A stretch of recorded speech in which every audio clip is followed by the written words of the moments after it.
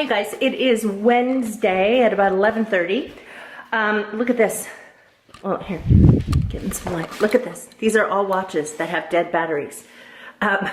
So I'm going up to Flagstaff today. My mom's out of town and my dad has a doctor's appointment. He's got something that's bothering him in his ear, and so I'm gonna go up and take him to that. But I gathered up, how many are John's? 3 of them are John's and 3 of them are mine, and I'm gonna drop them off at the jewelry store there and that we used to go to and have them fix these, so that'll be good.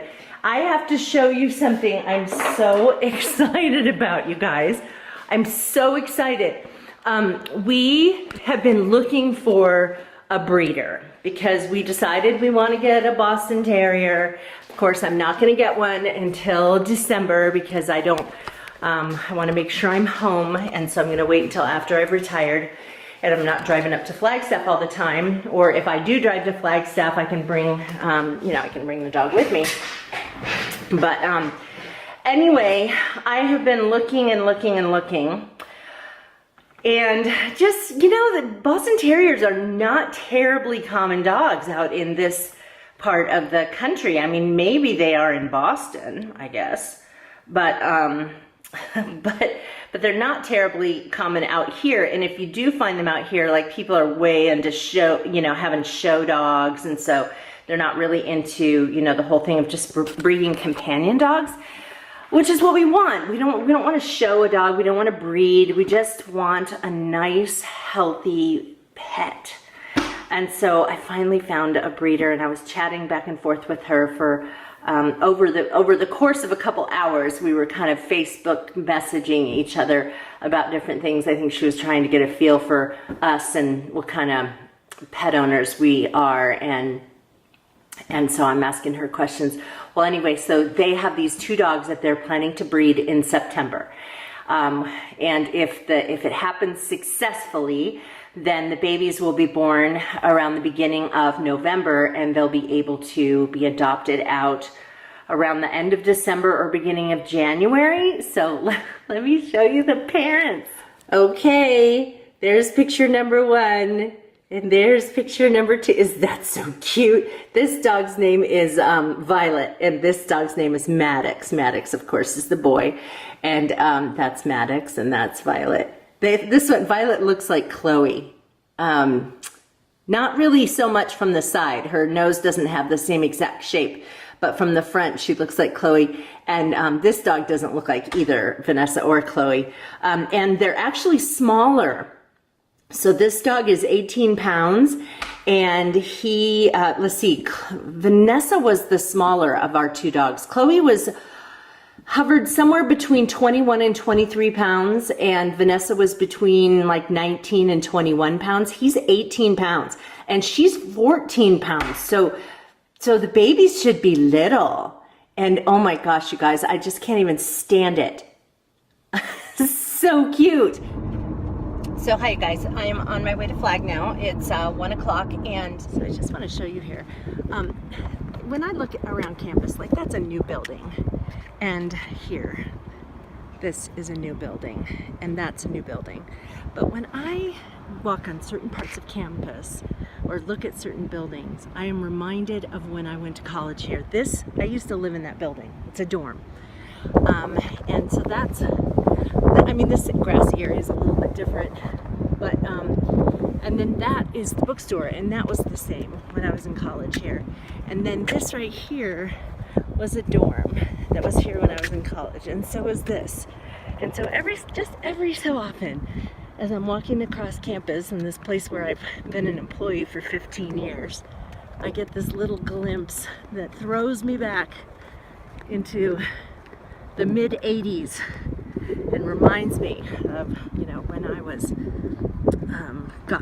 2019? Hi guys, it's Thursday, 4:30. I have not really wanted to film today because I've been frustrated. My internet hasn't been working right. We upgraded to a faster service, which means that we were put on a different satellite, and it's given us nothing but problems ever since. So I had connectivity this morning, and my new computer made everything go super, super fast. And then we just had no connectivity. So yeah, I just want to break things. But I called, they tried to do all this stuff over the phone, finally said that they were going to send someone out. I was so mad though, at one point, they called and they said, well, it sounds like we're gonna need to send a technician out.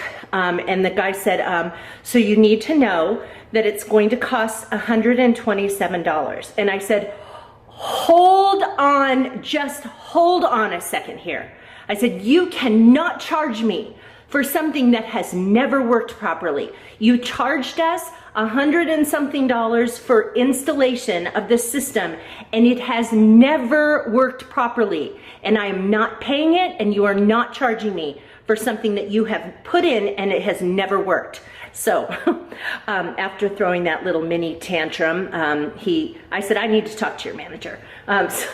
So he put me on hold. He got back on the phone and he goes, okay, ma'am, I spoke to my supervisor and we're going to waive that fee. I'm like, well, thank you. So they're sending someone out tomorrow and hopefully we will get to the bottom of this because it's been super frustrating. Anyway. But one thing that is exciting to me is that I went out and picked a pear off of my pear tree and it's ripe and it's so good.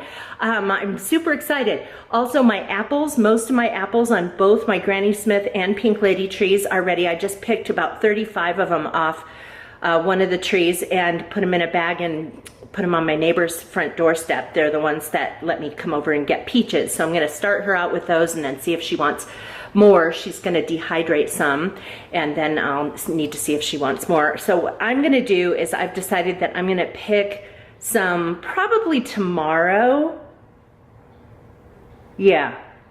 And then I need to do some research tonight about how to can apples. So I can put some away in jars for making my apples and cheese dish that I make for the holidays. And then also I want to see about what I have to do to like maybe process some things and freeze them for putting in pies. And then also I need to make applesauce. I love applesauce. So really super excited. And I don't know, do I use a sweeter apple for applesauce or a tart apple for applesauce, or does it not matter because you're adding sugar and cinnamon to them? I don't know, I've never done this before. So I am really excited. Let me show you though, I just need to show you these trees. Now, let me just say that, remind you on this, that I pulled off like 700 apples earlier in the summer. A lot of people in my neighborhood, apples or all fruit around here for some reason is just going nuts this year, like more so than any other year. And so people's apple tree branches were breaking. That was months ago. And so I pulled a whole bunch off to keep it from damaging the tree. But let me just show you these trees. They're gonna be, okay, so there's the Pink Lady tree. Look at that. And then that one right there is the Granny Smith. So these branches are supposed to be going, they stick straight up. It's not even like there's my pear tree. So apple trees actually don't do that. They actually just go straight up, and they're not doing that right now. So they definitely need to be harvested. Hey guys, it's Friday afternoon. I'm fixing myself a vegetable sandwich. These are Armenian cucumbers from my garden. This is a white tomato from my garden. I also have avocado on there and green onions. Those are not from my garden. And then I put on some stuff from this is from Verde Valley Olive Oil Traders in Cottonwood. And I love this on a vegetable sandwich. This is Neapolitan herb balsamic vinegar. And then I also put on some lime olive oil. I don't think it came from their shop, but they do have something similar to this. And then I put a little salt and pepper on it. Makes for a very yummy sandwich.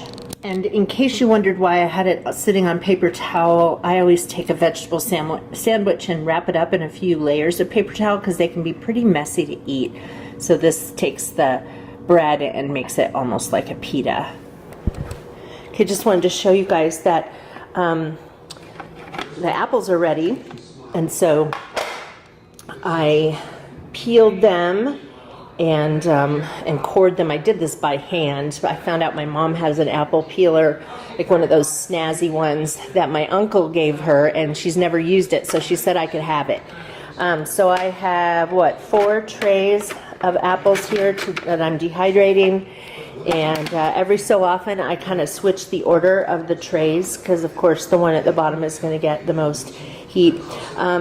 I don't know exactly how much I'm supposed to have this thing open, but I am keeping it all the way open because you can see all the moisture. These are, the idea would be if I put herbs in here, I'd probably close it to here because they're not as moist.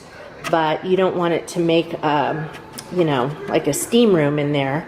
You actually want them to dry out. So I don't know how long it's going to take. I have never dehydrated apples before, and I thought this would be a nice way to store some of them. I also have collected some recipes I gathered this morning for making applesauce, apple cake, apple oatmeal muffins, and what was the other one? Oh, apple crisp. I'm gonna have a lot of apple stuff, but so some of the things I will make and freeze, and some of the stuff I'll make and eat, and then some of them I will can, and then of course these will be able to be in a bag on a shelf.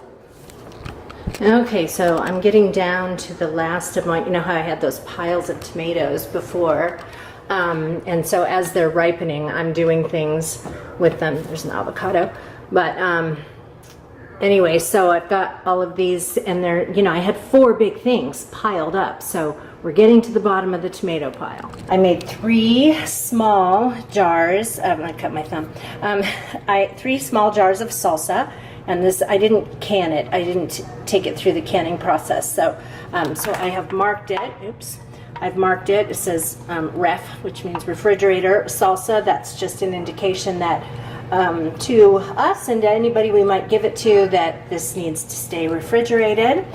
I am also making marinara sauce. This was from a variety of tomatoes that were getting overripe, and so I like to grow a lot of different kinds of tomatoes, because when you make sauce with different kinds of tomatoes, it adds a real depth of flavor. So there's some black cream tomatoes in here, and white tomatoes, and some cherry tomatoes, and yellow pear tomatoes. There's a whole bunch of different kinds. I put in a few splashes of balsamic vinegar, and some red wine, basil, oregano, garlic, salt, and some sugar to take the acidity down a little bit. So anyway, and then the salsa is, they're chopped up tomatoes and bell peppers. I forgot to put garlic in here, so I actually need to write on there, add garlic. What else is in here? Jalapenos from my garden. Cilantro. Oh, let me show you something.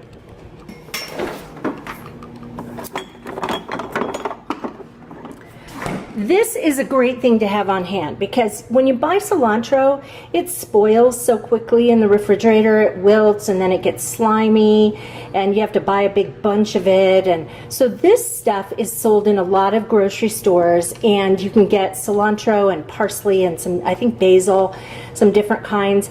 And so it's the herb that's kind of in a paste kind of a thing that melts away when you put it in there. So it would be like taking herbs and freezing them in ice cube trays with water, and then you toss it into whatever you're making, and the water dissipates, and it leaves you with the herbs. So so I put in cilantro, and then there's also a splash of apple cider vinegar. So then what will happen when I'm ready to use these is I'm going to add some garlic chopped up, because I forgot. But I'll also add some fresh ingredients. There's onions in there too. But I'll add some fresh onions and some avocado and just different things like that to give it a little bit more texture. In this, I also put in, did I mention onions? Also carrots. Boiled them, cooked them down until everything was soft, and then used an immersion blender. Hi guys, it's Sunday. I'm on my way over to church. I'm kind of winging it this morning because I didn't make it to rehearsal on Wednesday night. My dad's appointment was late in the afternoon, and so I didn't get back home in time to go. Yeah, so that should be interesting. But I was thinking about, I wanted to kind of update you on my dad. It turns out that he has an infection in his ear. The doctor we saw is not their regular doctor, who I know pretty well. It was because he's out of town, and so it was another guy in their group, and so it was kind of hard to get a read from him about what's going on. But he looked in my dad's ear, and my dad kind of winced, it was hurting, and he said, well, it's hard to tell what's going on because there's an infection. He said there's like blood and pus, and he said, and there's a blockage of some kind, and he said, so we can't really tell what it is. He said we have to get the infection to calm down and go away before we can see what caused the infection. And then he said, it could be, he said it could be like maybe his eardrum ruptured, although I don't know what would have caused that. But and he said, or he throws in there, it could be skin cancer. And I'm thinking, oh my gosh. A kid, and then I don't know. It was hard to get a read on him because I don't know this guy. I just kind of got the sense from him that it was not good, and that he didn't really. He was sort of like, well, your doctor will be back soon, so just let him deal with this kind of a thing. So not that he was being bad or anything like that. Not at all. But yeah. Anyway, I don't know. I just got a sense that he wasn't thinking it was the best thing. And what, that would be, if it was cancer, we're not like we're going to, we're not going to treat it, right? He couldn't withstand chemotherapy. He's 84 years old, almost 85 years old, declining health. Can you just imagine what that would do with his dementia? And oh yeah. So yeah.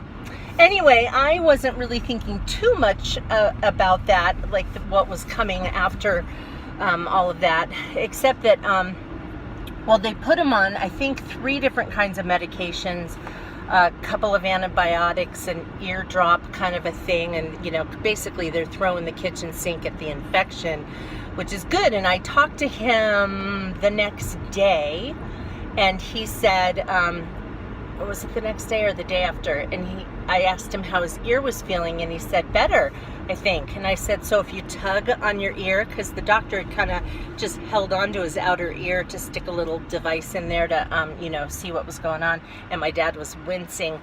And so I said, so if you tug on your ear, does it hurt less than it did before? And he said, yeah. So I said, well, good, antibiotics are working.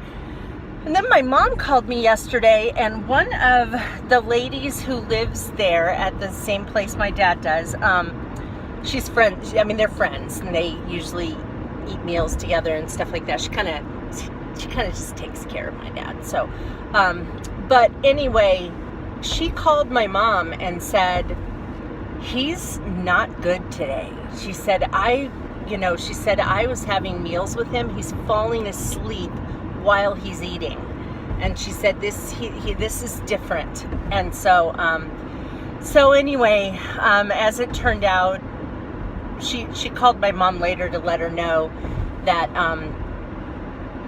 that they got some help for my dad and took him up to his room and just basically put him to bed at 6:30 in the evening. So what's going on? I don't know. Sometimes my dad just has bad days, but maybe it's related to this infection thing, and whatever the actual cause of it all is, I don't know. But of course, I will keep you updated. So, yeah, anyway, I think I'll go ahead and end this vlog for right now. I think I have plenty of stuff to show you, and we'll see you in the next one. Take care, guys. Bye-bye.